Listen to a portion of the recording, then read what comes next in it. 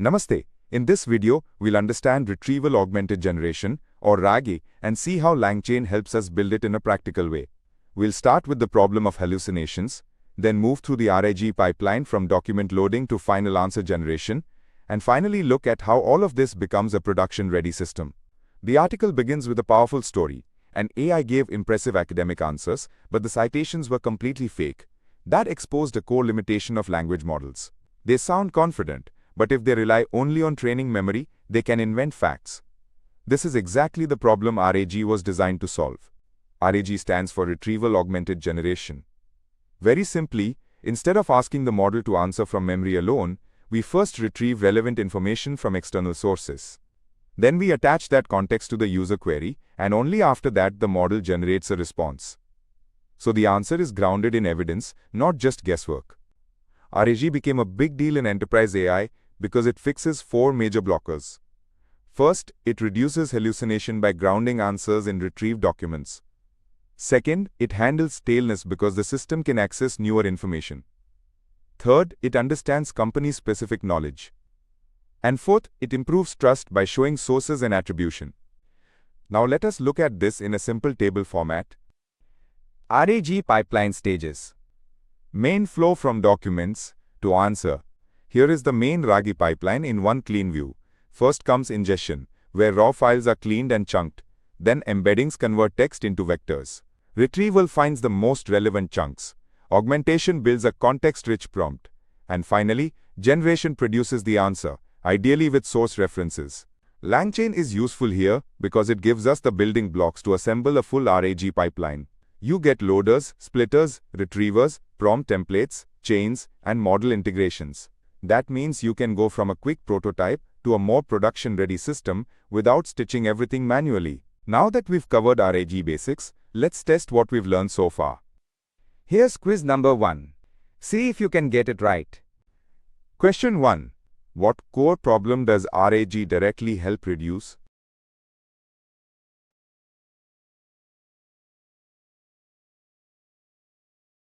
The correct answer is hallucinated answers. RAG improves factual grounding by retrieving real context before generation. Question 2. What is the correct high-level flow in RAG?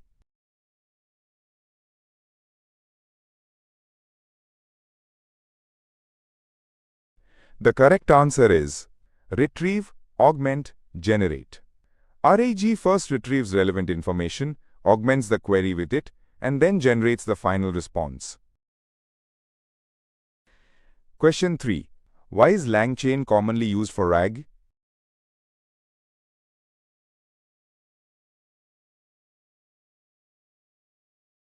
The correct answer is it provides modular components. LangChain helps connect loaders, retrievers, prompts, models, and chains into one workflow. The first stage is document ingestion and preprocessing.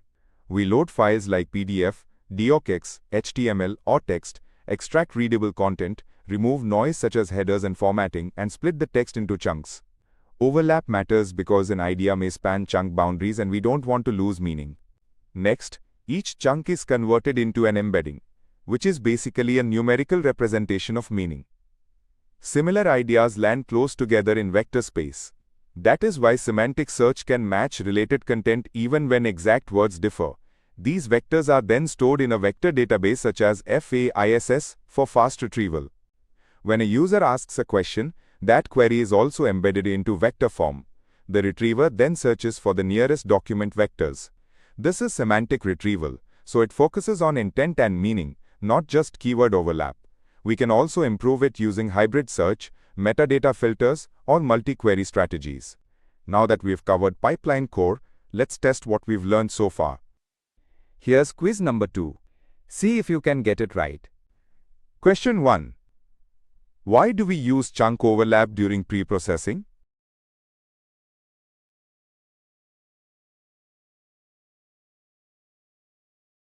The correct answer is to preserve context across boundaries.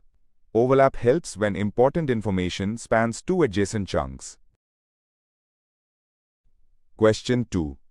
What is the main role of embeddings in RAG?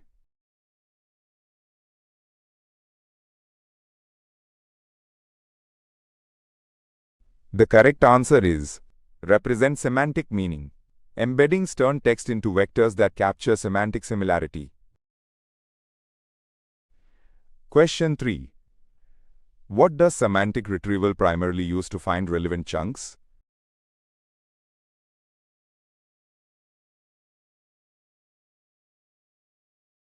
The correct answer is vector similarity. The retriever compares the query vector with stored document vectors to find similar content. After retrieval, we do context augmentation. This means we combine the user query with the selected chunks and create a structured prompt for the LLM. Good augmentation is very important. If we include too much irrelevant text, the answer quality drops. So relevance filtering, compression, and source tagging all matter. Now the LLM generates the final response using both the user question and the retrieved context. This is where reasoning meets evidence. A strong RAG answer should be accurate, complete, coherent, and attributable. In real systems, we also add confidence scoring or answer validation to improve reliability. In implementation terms, the tutorial sets up the environment, loads documents, splits them into chunks, creates embeddings, stores them in FAISS, and then connects retrieval with an LLM through LangChain chains. Prompt templates and orchestration logic make the pipeline cleaner and easier to scale into production use cases. A production RAG system is never really one and done. You keep improving it through a feedback loop. That includes refining user queries, adjusting chunk size and overlap, tuning embedding choices, improving prompts, and learning from user corrections. This continuous optimization is what turns a demo into a dependable enterprise system. Now that we've covered implementation recap, let's test what we've learned so far. Here's quiz number 3. See if you can get it right. Question 1. Which component commonly stores document embeddings in this tutorial?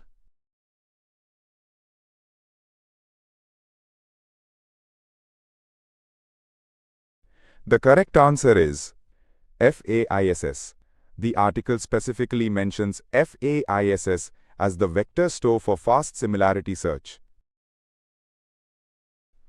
Question 2. What is the purpose of context augmentation?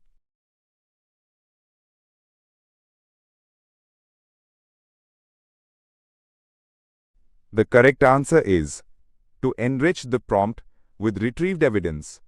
Context augmentation combines the user query with retrieved content before generation. Question 3. Which action is part of improving a RAG system over time?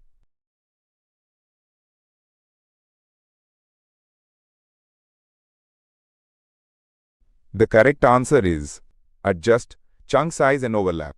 The feedback loop includes tuning chunking, retrieval, prompts, and embeddings. That's it for this tutorial. If you understood how RAG reduces hallucinations and how LangChain helps build the full pipeline, you've got a solid foundation for creating enterprise-ready AI applications.